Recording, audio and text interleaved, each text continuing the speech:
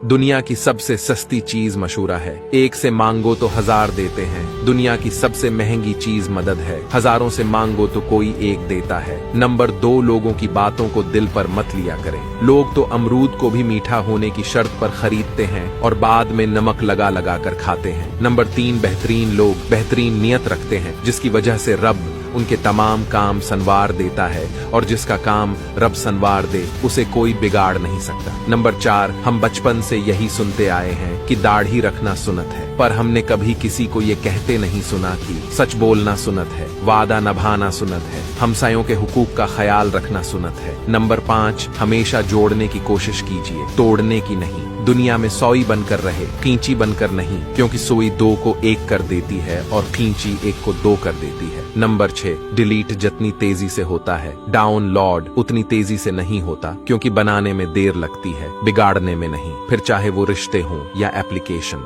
अगर वीडियो अच्छी लगी है तो वीडियो को रिपोस्ट कर दो और मेरे अकाउंट को फॉलो करके मुझे अपना दोस्त बना लो।